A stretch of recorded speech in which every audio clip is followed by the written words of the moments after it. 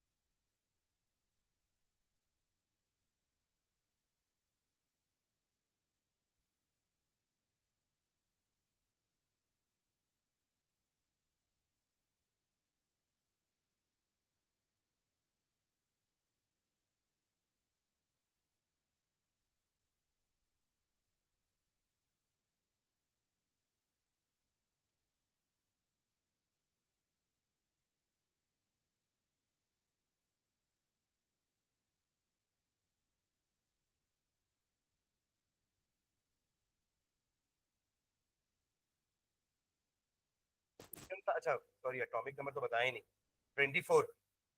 Hello, am I Audible?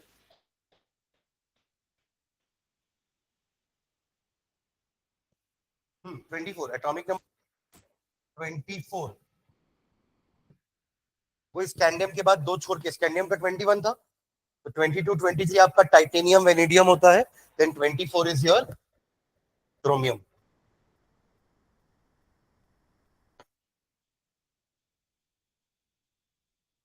नहीं देखिए पिछला लेक्चर्स देखना पड़ेगा, मैं तुरंत तुरंत इसलिए डाल रहा हूँ ताकि आप लोग देख लो, और आप लोग नहीं देख रहे हो, नहीं तो मैं वीकली डालता हूँ लेक्चर्स, और अभी मैं तुरंत इसलिए डाल रहा हूँ ताकि जो आज क्लास लास्ट क्लास नहीं आया वो आज की क्लास आने से पहले देख कर आए। लिखिए क्रोमियम का 24, हिस्ट्री लिख पा रहे हो?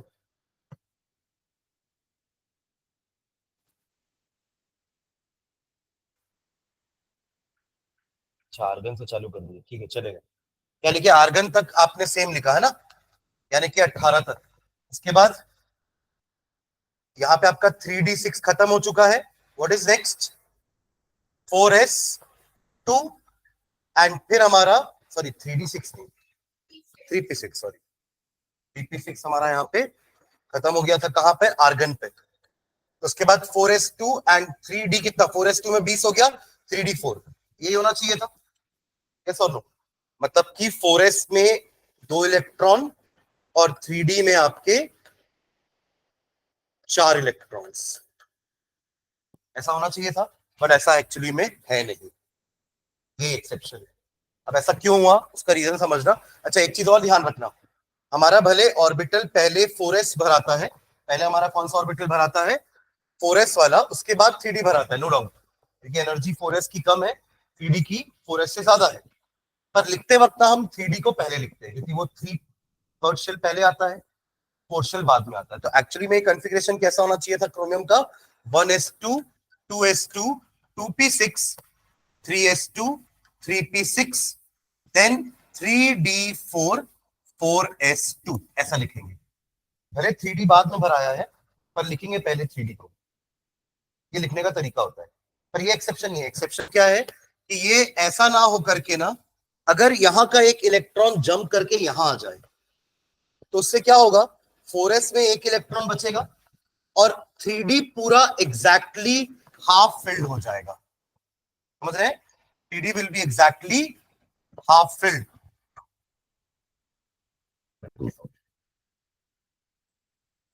ठीक है? 3d आपका एग्जैक्टली हाफ फिल्ड हो जाएगा। देखो सारे के सारे ऑर्बिटल में एक एक इलेक्ट्रॉन है, इसी को बोल रहे हैं एग्जैक्टली हाफ फिल्ड, ठीक है? इसलिए कॉन्फ़िगरेशन एक्चुअली में 3d5 4s1 होती है, ना कि 3d4 4s2। ये एक एक्सेप्शन हुआ, ये इसलिए हुआ बिकॉज ये वाली कॉन्फ़िगरेशन नीचे जो मैंने लिखी है, ये कॉन्फ़िगरेशन ऊपर वाली से ज्यादा स्टेबल, और पूरा खेल तो स्टेबिलिटी का ही है, every atom wants to become stable, तो ऐसा करके वो ज्यादा स्टेबल कॉन्फ़िगरेशन गेन करेंगे, इसलिए ऐसा हो रहा है, ठीक है? एक और एग्जांपल समझते हैं, चलिए ऐसी रफ में कॉपर का भी लिखो, पहले पहले समझ लेते फिर मैं लिखवा दूंगा। कॉपर का लिखिए, कॉपर का एटॉमिक नंबर होता है 29, कॉपर का एटॉमिक नंबर होता है 29, तो 29 इलेक्ट्रॉन्स बैठाने हैं आपको।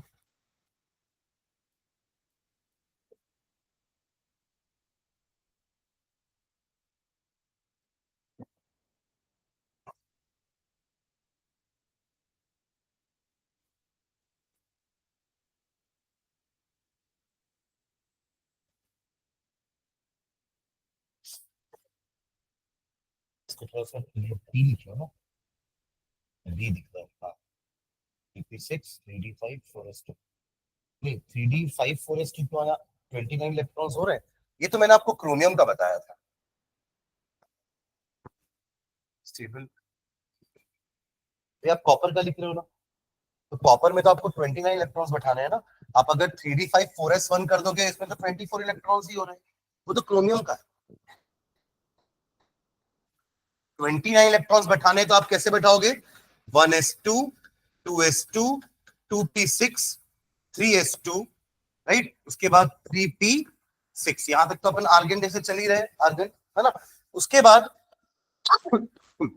क्या होगा, 3D में आप 9 बैठाते और 4s में 2 आया ना, देखो 18 ये हो गया, प्लस 2 20 एंड प्लस 9 29, ऐसे लिखे हो, है ना।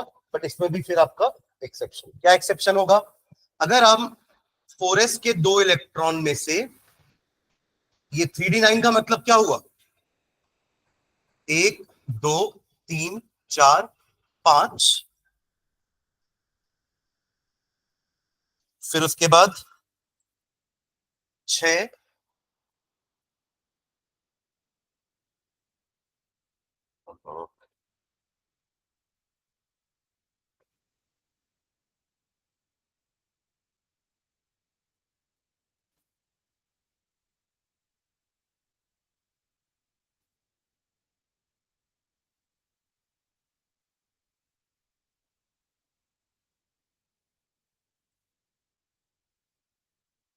देखिए, तो यहां पे आपने 9 इलेक्ट्रॉन बैठा दिए, 1 2 3 4 5 6 7 8 9, है ना। अगर एक इलेक्ट्रॉन जंप करके यहां से यहां चला जाएगा, तो यहां पे क्या हो जाएगा, सारे के सारे ऑर्बिटल फुल्ली फिल्ड हो जाएंगे। यहां हमने एक्सेप्शन देखा किसके लिए, एग्जैक्टली हाफ फिल्ड के लिए, और वहां देखा हमने एग्जैक्टली फुल फिल्ड के लिए। समझ में आ रहा है। तो क्रोमियम एंड कॉपर, पहले 30 में क्रोमियम एंड कॉपर का कॉन्फ़िगरेशन थोड़ा सा अलग है। हम जो सोच रहे थे अकॉर्डिंग टू ऑफ प्रिंसिपल, वैसा नहीं है। वरना अगर वैसा होता तो हम क्रोमियम के लिए लिखते आर्गन तक सेम 3d4 4s2, बट ऐसा नहीं है, एक्चुअली में 3d5 4s1 है, करेक्ट। और कॉपर के केस में जिसका एटॉमिक नंबर 29 है, उसका आर्गन तक कॉन्फ़िगरेशन सेम 3d9 4s2 ना होकर के क्या रहेगा, 3d10 4s1। समझ रहे हैं क्या, ऐसा हर डी ब्लॉक में होगा। ये तो अपन पहला डी पढ़ रहे हैं ना, जहां पे 21 से लेकर के 30, आपको टेबल याद है, अपन लास्ट क्लास में टेबल देखे थे। यहाँ पे और हमारे 3 डी ब्लॉक वाले हैं, वहां पे भी सेम इन्हीं पोजीशंस पर ये चीज होगी। समझ रहे हैं, बस वहां पे 3D के साथ नहीं होकर के 4D के साथ होगी, और नीचे वाले में 5D के साथ सेम चीज होगी, और नीचे वाले में 6D के साथ सेम चीज होगी।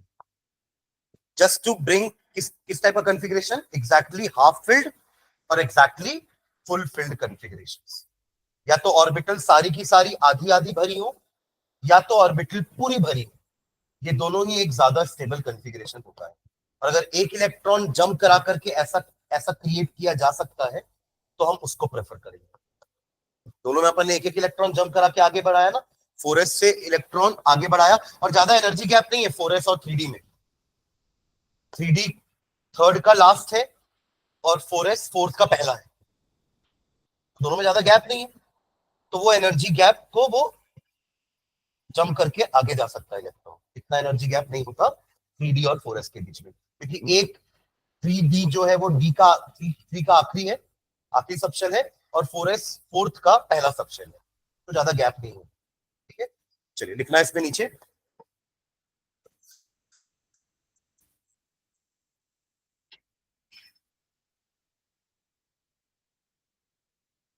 the electronic configuration of the electronic configuration of the electronic configuration of various atoms, the electronic configurations of various atoms generally follow the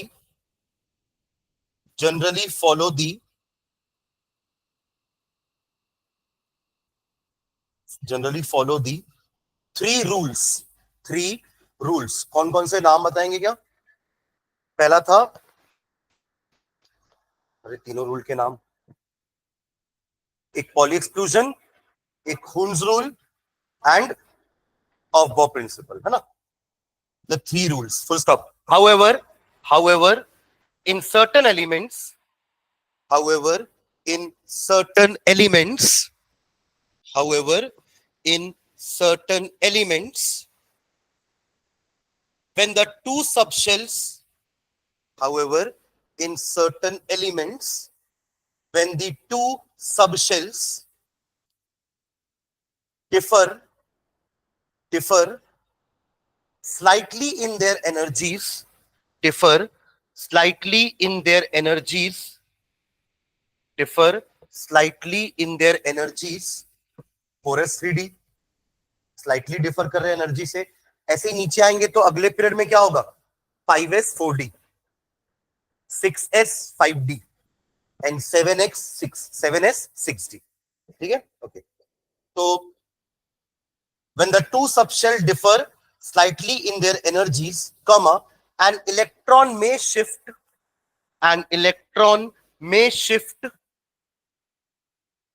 from a subshell of lower energy, from a subshell of lower energy, from a subshell of lower energy, जो कि इस case में क्या है, 4s, 4s से 3d में जा रहा है ना इलेक्ट्रॉन, तो electron from the what which shell of lower energy, है ना, subshell of lower energy, electron may shift from a subshell of lower energy to a subshell of higher energy, to a subshell of higher energy,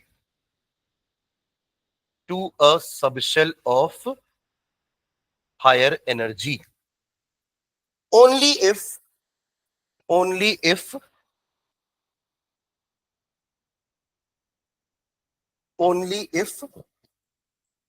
such a shift results in, only if such a shift results in, only if such a shift results in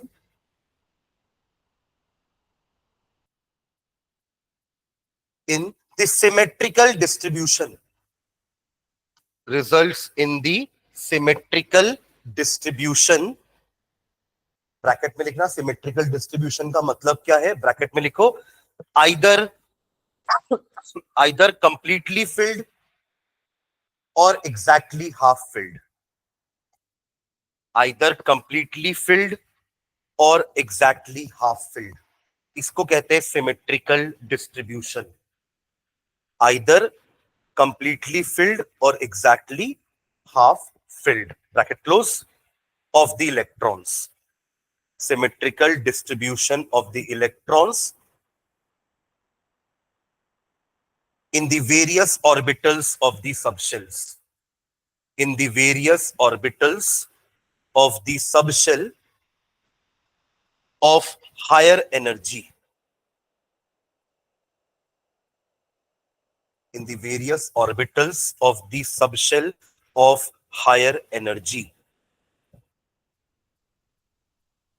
ठीक है, मतलब ऐसा 4s और 3d के बीच में shifting बस इसलिए हुआ है क्योंकि उस शिफ्ट के बाद एक ऐसा कॉन्फ़िगरेशन आया है जिसमें या तो 3d पूरा हाफ फिल्ड है या तो 3d पूरा फुल फिल्ड है. मतलब ऐसे तो हर बार आजू बाजू वाले में एनर्जी गैप कम होगा तो इलेक्ट्रॉन ऐसे नहीं जंप करके चला जाएगा कि 3s से 3p में चला गया, ऐसा नहीं होगा. ऐसा बस तभी होगा only if the shift results in the symmetrical distribution. अगर उस शिफ्ट से इस टाइप का सिमेट्रिकल डिस्ट्रीब्यूशन क्रिएट हो रहा है तो ही ये शिफ्ट होगा, अदरवाइज नहीं होगा. ठीक है, ओके, लिख लो नीचे नेक्स्ट लाइन में, this is due to the following two reasons, this is due to the following two reasons, following two reasons. First लिखो symmetrical distribution, symmetrical distribution, hyphen डाल के लिखना इसके बारे में एक लाइन, symmetry leads to stability, symmetry leads to stability, symmetry leads to stability.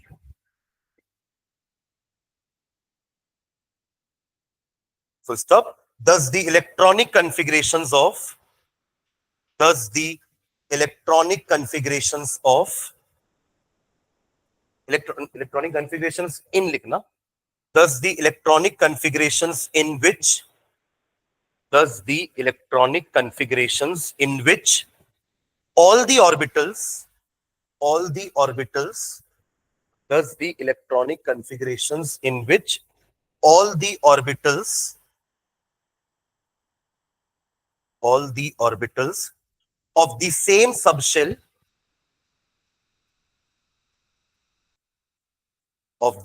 subshell are either completely filled are either completely filled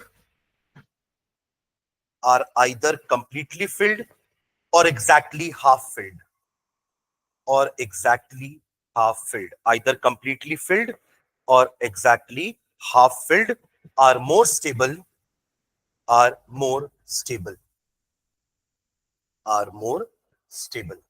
example लिखते हैं दोनों का, क्रोमियम एंड कॉपर।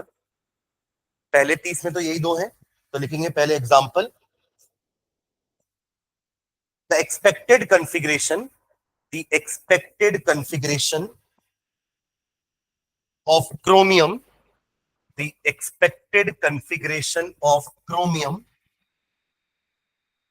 ब्रैकेट में आप क्रोमियम का सिंबल और एटॉमिक नंबर लिख लेना कुछ इस तरीके से। The expected configuration of chromium is as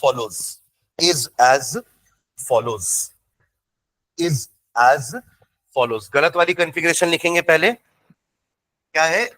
1s2 2s2 2p6 3s2 3p6 3d4 4s2 और इसका ऑर्बिटल डायग्राम बना लेंगे। पूरा का जरूरत नहीं है, आप चाहो तो सिर्फ ये लास्ट के दो का बना सकते हो सिर्फ। तो 3d4 एक एक इलेक्ट्रॉन चारों में, and 4s is filled.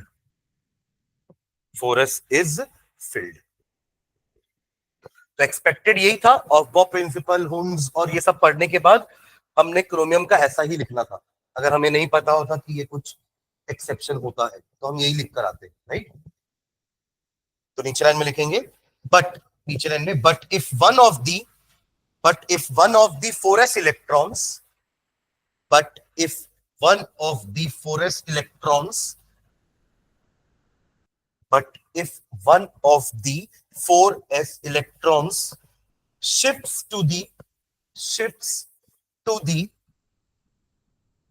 shifts to the vacant 3d orbital, समझ के लिखेगा जो लिख रहे हैं ना, but if one of the 4s electrons shift to the vacant 3d orbitals, क्योंकि दोनों सब ऑर्बिटल्स की एनर्जी ज्यादा डिफर नहीं कर रही है, तो 4s से इलेक्ट्रॉन जंप करके 3d जा सकता है, और ऐसा करने से एक सिमेट्रिकल कॉन्फ़िगरेशन क्रिएट हो रही है 3d में। ठीक है, तो क्या लिखे? to the vacant 3d orbital, comma, the distribution will become more symmetrical. The distribution will become more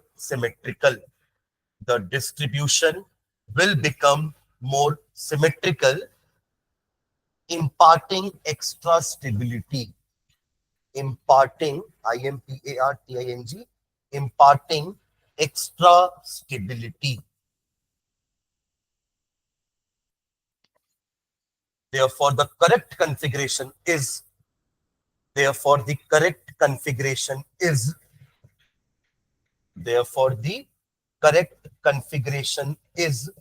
अब करेक्ट वाला लिख लो,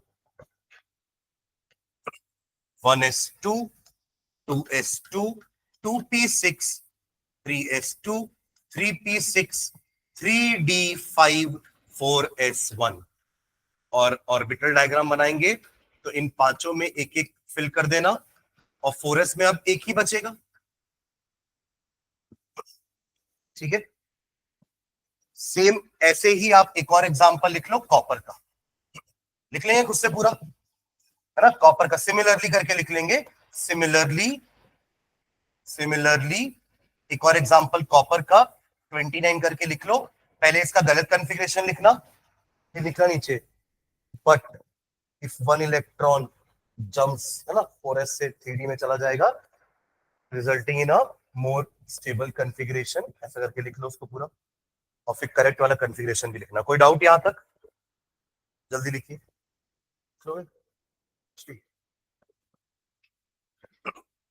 लक्ष्य, पार्थिवी, समझ में आया क्या? यस।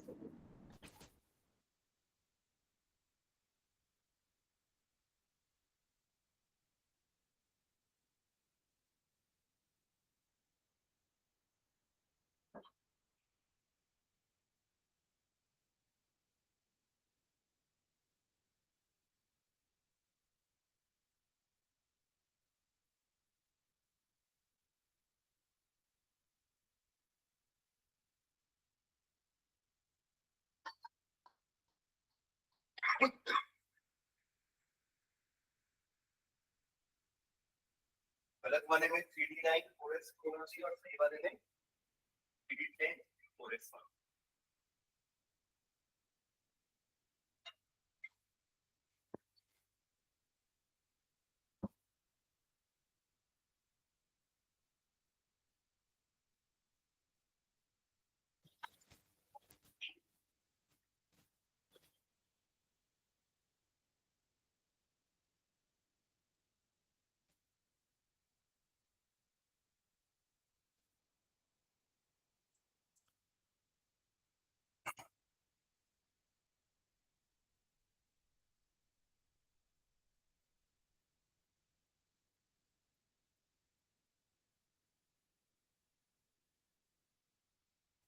ऊपर वाले में भी डब्बा वाला बनाना है ना।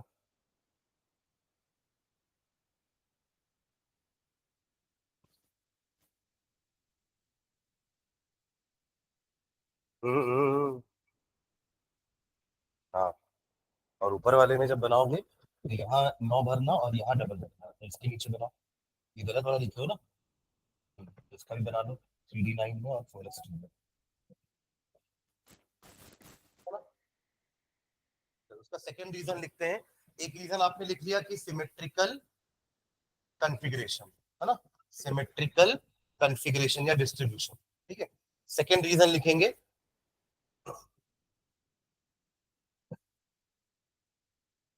वो ये बॉक्स वाला बनाएंगे दोनों केस में, है ना, गलत वाले में भी और सही वाले में भी, ठीक है। चलो आगे बढ़े। चलो सेकंड रीजन लिखेंगे एक्सचेंज एनर्जी। सेकंड रीजन, उसको 1 नंबर दिए थे ना, सिमेट्रिकल, अपन लिखे हेडिंग कि देयर आर 2 रीजंस, है ना, this is due to the following 2 reasons. तो फर्स्ट रीजन हो गया हमारा symmetrical distribution. Symmetrical leads, symmetricity leads to stability, ये उसका समरी है, ठीक है। चलिए सेकंड लिखेंगे एक्सचेंज एनर्जी। एक्सचेंज एनर्जी, अभी क्या एनर्जी होती है इतना हाइफन डाल के, the electrons with parallel spins, the electrons with parallel spins. Parallel spin मतलब जैसे ये सब पैरेलल स्पिन वाले हैं, जो सिंगली ऑक्यूपाइड है, दे आर पैरेलल स्पिन्स, ठीक है। तो the electrons with parallel spins present in the degenerate orbitals, present in the degenerate orbitals, present in the degenerate orbitals tend to exchange their position, tend to exchange their position, tend to exchange their position. Full stop. The energy released during this exchange, the energy released during this exchange, the energy released during this exchange is called exchange energy, is called exchange energy. The energy released during this exchange is called exchange energy. क्या लिखा हमने कि जो electrons parallel spin वाले होते हैं, यानी कि सेम स्पिन वाले, जैसे ये पांचों के पांचों पैरेलल स्पिन वाले हैं बिकॉज सबका स्पिन क्लॉकवाइज है, सबका क्वांटम नंबर एस क्या है, +12, करेक्ट। तो ये लोग आपस में एक्सचेंज करते हैं, मतलब ये इसकी पोजीशन ले सकता है, ये इसकी पोजीशन में जा सकता है, मतलब इन दोनों के बीच में एक्सचेंज हो गया पोजीशन का, मतलब खेल रहे हैं आपस में, ठीक है। ये इसके साथ एक्सचेंज कर लिया अपनी पोजीशन, ये इसके साथ एक्सचेंज कर लिया अपनी पोजीशन, ठीक है। और ये हर एक्सचेंज में एनर्जी क्या होती है, रिलीज होती है, और इसी रिलीज एनर्जी को अपन कहते हैं एक्सचेंज एनर्जी। ठीक है, okay, full stop. The number of exchanges that can take place, the number of exchanges that can take place, the number of exchanges that can take place is maximum when, is maximum when, is maximum when the degenerate orbitals are, when the degenerate orbitals are, when the degenerate orbitals are exactly half filled or completely filled, or exactly half filled. Maximum exchanges तभी होते हैं जब degenerate orbitals either half filled हो या फिर वो full filled हो। Full stop. As a result the exchange energy is maximum, as a result the exchange energy is maximum, and so is the stability, and so is the stability, and so is the stability। समझते हैं exchange energy कितनी मतलब maximum क्यों हो रही है half field में, और उसके पहले वाले में क्यों नहीं। D4 देखते हैं अपन। D4 में क्या हो रहा है, देखो 4 इलेक्ट्रॉन्स हैं।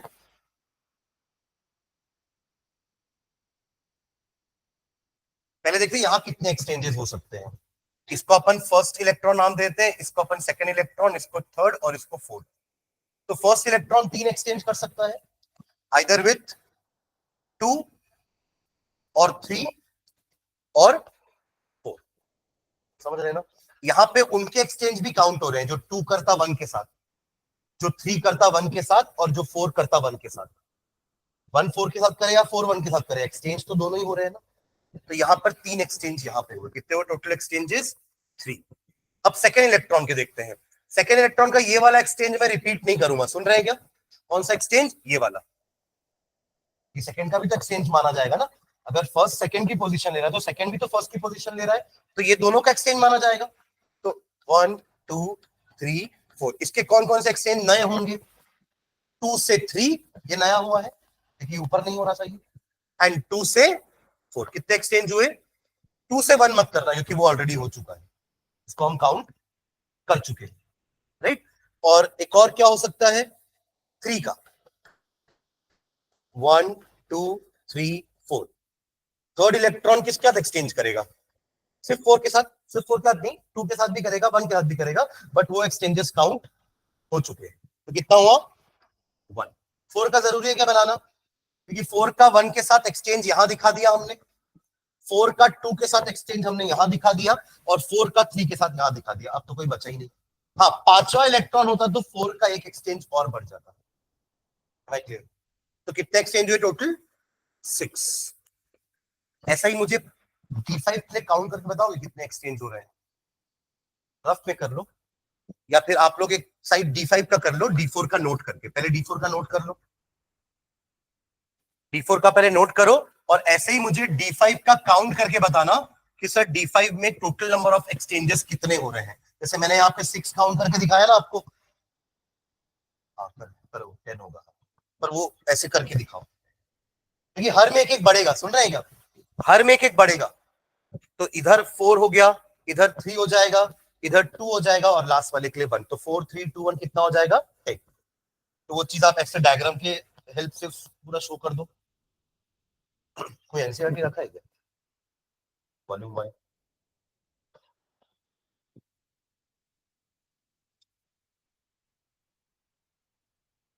Trigonometry, chemistry. केमिस्ट्री में ट्रिग्नोमेट्री नहीं घुसाना, वैसे ही वहां मैथ्स में समझ में नहीं आती।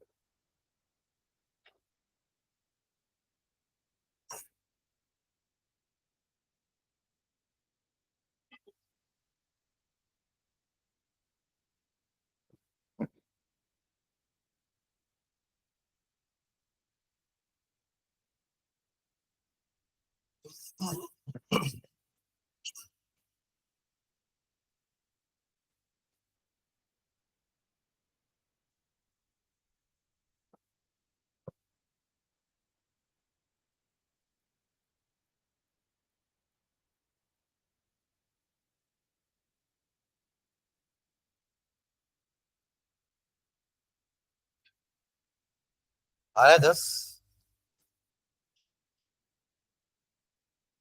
पहले D4 का लिखो, साइड में D5 लिख देना। आपको अपने आप समझ में आ जाएगा कि यहाँ पर 6 एक्सचेंजेस हो रहे हैं, यहाँ पे 10 एक्सचेंजेस हो रहे हैं। नंबर ऑफ एक्सचेंजेस ज्यादा होंगे तो नंबर ऑफ ये आपकी एक्सचेंज एनर्जी ज्यादा होगी, and so is the stability.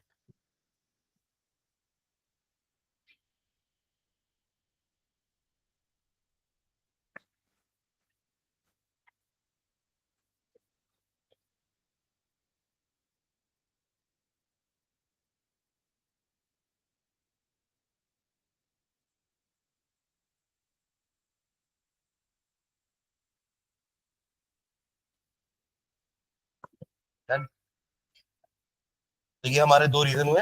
ये क्वेश्चन आता है ना एक्सेप्शनल कॉन्फ़िगरेशन का, तो आपको भले कोई और का कॉन्फ़िगरेशन पूछे ना पूछे, कॉपर क्रोमियम का कॉन्फ़िगरेशन एग्जाम में आ सकता है कि right the electronic configuration of copper या क्रोमियम, क्योंकि ये एक्सेप्शन है। एक्सेप्शन ज्यादा इंपॉर्टेंट होते हैं केमिस्ट्री में। ठीक है, चलिए क्वेश्चन लिखिएगा। क्वेश्चन लिखिए, what is the total number of orbitals, what is the total number of orbitals, what is the total number of orbitals associated with the, what is the total number of orbitals, समझ के लिखना question क्या पूछ रहा है। what is the total number of orbitals associated with the principal quantum number n is equals to 3, principal quantum number n is equals to 3, principal quantum number n is equals to 3। Number of orbitals पूछा है आपसे, ऐसे कितने orbital होंगे जिनका principal quantum number 3 है। Question समझ में आया? सोचिए।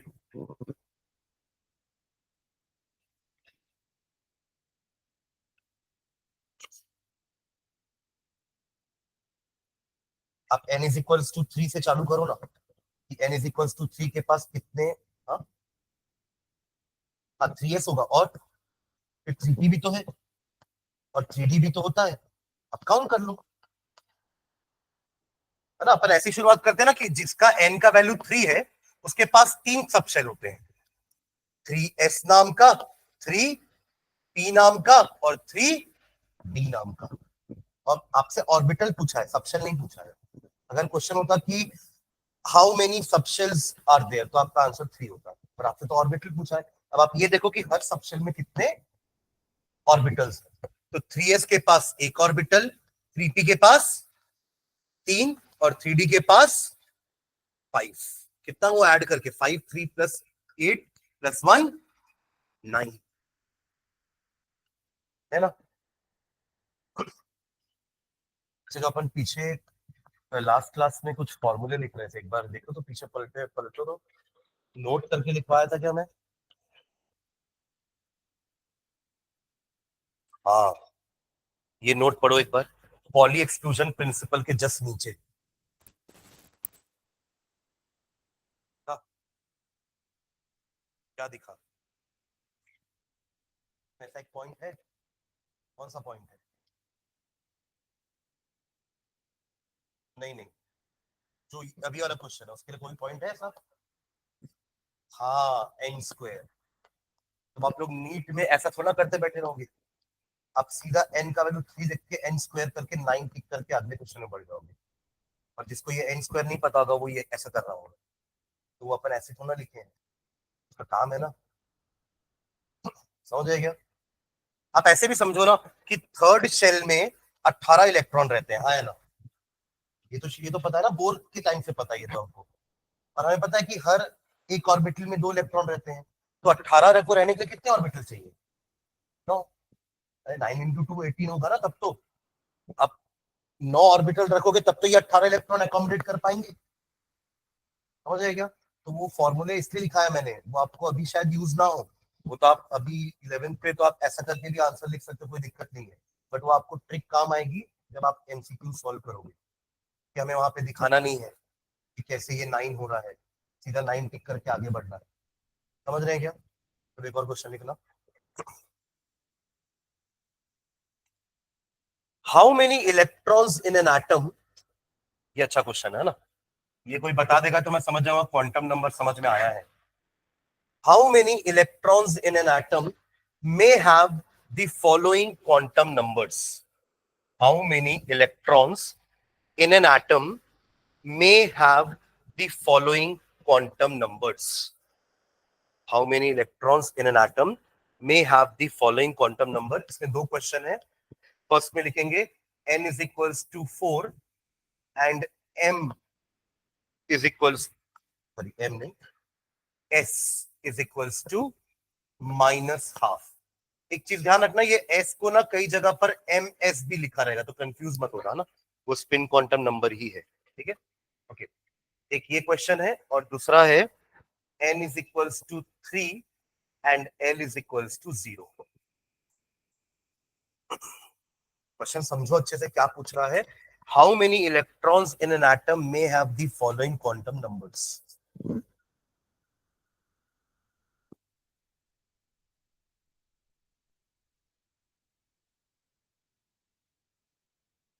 उसका 32, तो और सोचो ना।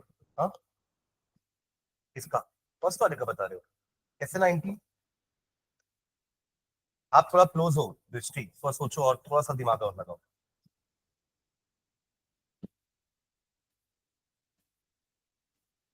हाफ को ऐड नहीं करना है, आप 32 क्या सोच के बोले कि फोर्थ शेल में, हाँ, आपने 2 इंटू 16 कर दिया, राइट। पहले 4 का स्क्वायर किए तो कितने ऑर्बिटल हुए, 16।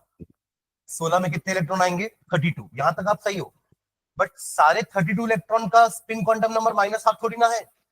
आधो का हाफ है, आधो का माइनस हाफ है।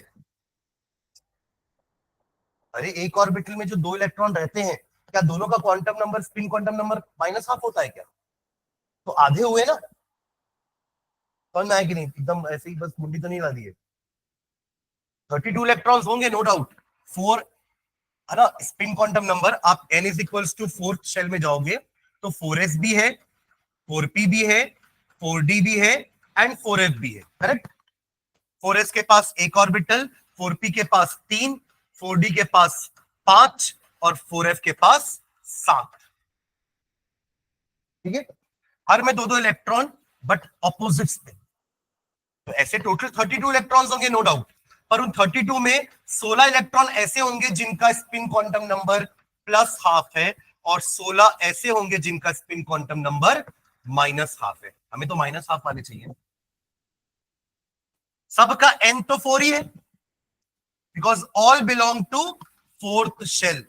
All belong to fourth shell. समझ रहे हैं क्या? मैं इन दोनों का नहीं पूछ रहा, मैं आपको सिर्फ यही वाला चाहिए मुझे, माइनस हाफ वाला। ये है माइनस हाफ, ये है माइनस हाफ, ये है माइनस हाफ। ऐसे हर ऑर्बिटल में एक इलेक्ट्रॉन प्लस हाफ वाला होगा, एक इलेक्ट्रॉन माइनस हाफ वाला। समझ में आ रहा है कि नहीं? तो आंसर क्या हो जाएगा इसका, 16 इलेक्ट्रॉन्स। ठीक है, देख लो। आप इसको अगर लिखना चाहोगे, मान लो ये क्वेश्चन 2 नंबर का है, तो थोड़ा सा डिस्क्राइब करना। तो क्या डिस्क्राइब करोगे आप कि fourth shell can have maximum of 32 electrons, है ना, जिसमें कि in which half of them will have spin quantum number of plus half and the rest half will have the spin quantum number minus half। तो हमें minus half वाले ही पूछा है ना।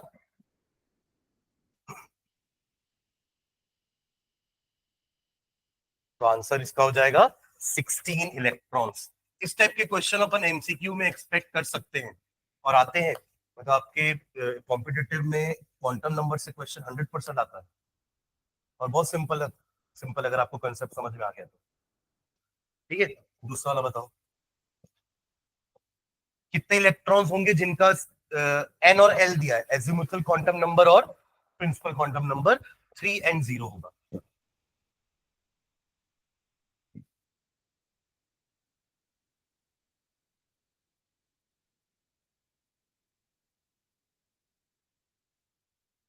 क्या बोल रहे हो अभी? कुछ आया तो दिमाग में बोलो ना। ये वाला समझ में आया कि नहीं अभी जो कर रही है? पक्का? हम्म, इसको समझ में नहीं आया पहला वाला तो अभी बताओ, वापस रिपीट करूंगा नहीं तो मैं। सेकंड वाला 2, और कोई कुछ आंसर दे रहा है क्या? 1 आ रहा है। जानशी, दृष्टि, क्यों?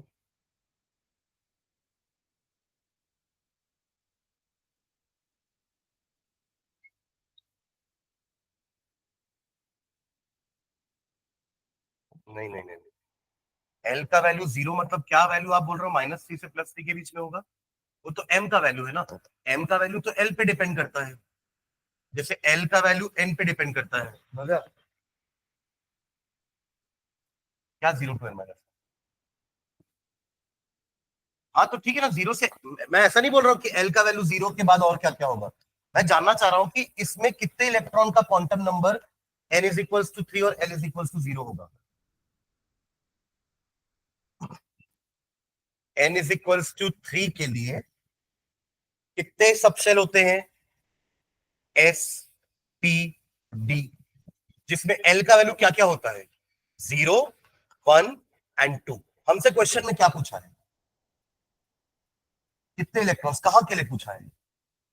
l0 के लिए। तो इनको देखो ही मत, क्योंकि इनके लिए l का वैल्यू 1 है, और यहां पे जितने भी इलेक्ट्रॉन्स होंगे उनके लिए l का वैल्यू 2 है। हमें तो l का वैल्यू 0 पूछ रहा है ना, तो वो कौन सा है? सिर्फ s, यानी कि आपसे सिर्फ 3s में कितने इलेक्ट्रॉन आ सकते हैं ये पूछ रहा है। वो तो 2 है ना, 1 कैसे होगा? एक ऑर्बिटल में 2 इलेक्ट्रॉन विथ अपोजिट स्पिन, ठीक है। देखो 3 में जब मैं बनाता हूं ना, ध्यान देना यहां पर, ये 3 का s है, ये 3 का p है, ध्यान से देखो पहले इधर, बाद में लिखना, और ये 3 का d है।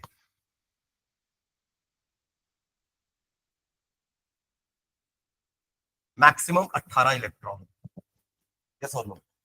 सभी का n क्या है? 3। सभी का n 3 है, n is equals to 3, n is equals to 3।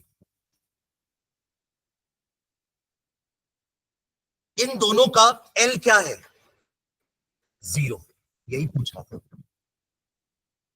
इनका l 0 थोड़ी ना होगा, हाँ 1 होगा, और इनका l 2 होगा। n का वैल्यू सबका 3 है, n का वैल्यू सबका 3 है, और यहां 6 इलेक्ट्रॉन का l का वैल्यू 1 है, इन 6 इलेक्ट्रॉन का l का वैल्यू 2 है, करेक्ट? m का वैल्यू इन दोनों के लिए 0 है, बट यहां पे नहीं, यहाँ पे इन दोनों के लिए m का वैल्यू -1 है, इन दोनों के लिए m का वैल्यू 0 है, और इन दोनों के लिए m का वैल्यू +1, और इनके लिए करेंगे तो -2, -1, 0, 1 एंड 2। अब समझ में आ रहा है? और s का वैल्यू इसके लिए +½ इसके लिए -½ देख लो, मैग्नेटिक क्वांटम नंबर एक ऑर्बिटल के लिए कॉमन होता है, बट स्पिन तो अलग ही होगा। मैग्नेटिक क्वांटम नंबर एक ऑर्बिटल के लिए कॉमन होता है, मैग्नेटिक क्वांटम नंबर एक ऑर्बिटल के लिए कॉमन होता है, और n तो पूरे शेल के लिए कॉमन होता है। आपने देखा ना, मैंने n का वैल्यू 3 सबके लिए लिखा है, बट l चेंज होता जाएगा सब शेल के अकॉर्डिंग। समझ रहे हैं क्या? अब क्वेश्चन समझ में आया क्या पूछा था? कि नो डाउट थर्ड शेल में 18 इलेक्ट्रॉन रह सकते हैं, बट उन 18 इलेक्ट्रॉन में से कौन से कितने इलेक्ट्रॉन है जिनका n का वैल्यू 3 और l का वैल्यू 0 होगा? ऐसे आपसे वो पूछ रहा है 3s के बताओ इलेक्ट्रॉन्स कितने होंगे, तो वो तो 2 ही होंगे, क्योंकि 3s के पास एक ही ऑर्बिटल है, तो एक ऑर्बिटल में 2 इलेक्ट्रॉन। क्लियर है? पक्का? ठीक है,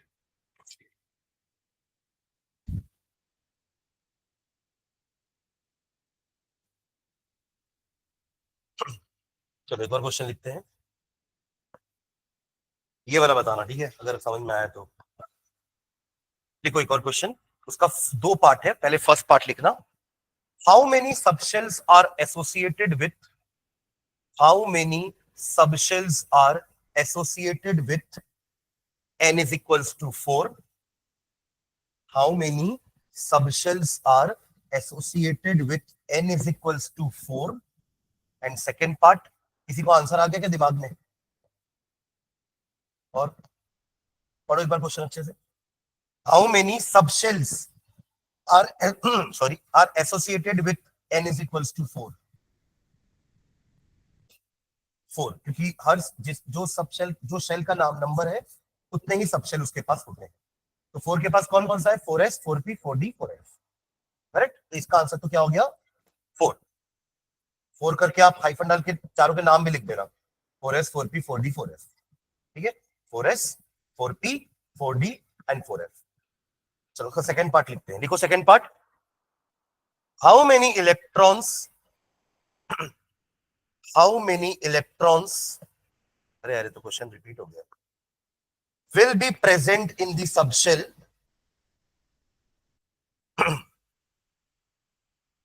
how many electrons will be present in the subshells having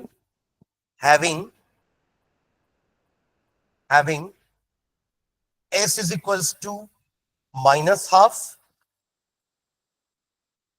for s is equals to minus half for n is equals to 3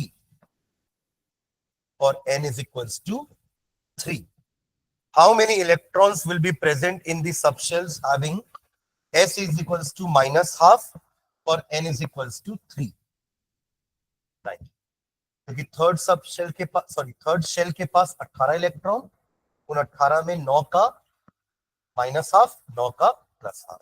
actually question में 4 दिया था ये तो अपन अभी किए थे ना जिसका आंसर 16 लिखे थे अपन लेकिन चौथे में तो 32 इलेक्ट्रॉन होंगे 32 और 32 में आधे का माइनस हाफ और आधों का प्लस हाफ तो इसलिए मैंने थोड़ा सा चेंज करके उसको थर्ड शेल कर दिया n इज इक्वल्स टू 3 दे दिया मैंने n इज इक्वल्स टू 4 आपकी बुक का क्वेश्चन है ये but I change it to n is equals to 3 क्योंकि ये रिपीट हो गया क्वेश्चन ठीक है ठीक है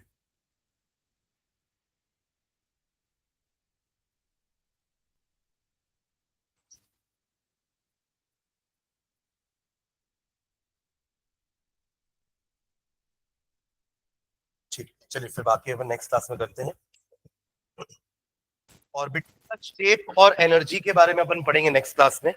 अपने शेप मैंने आपको हालांकि तो बता ही दिया था कि एस का स्फीयर होता है पी का डंबल होता है और डी का वो डबल डंबल वाले शेप तो इसको अपन बना लेंगे है ना और इसका भी कुछ थ्योरेटिकल पार्ट अपन नेक्स्ट क्लास में देखते हैं ठीक है। तो एक क्लास और लूंगा मैं ये थ्योरी खत्म हो जाएगा चैप्टर का देन विल सी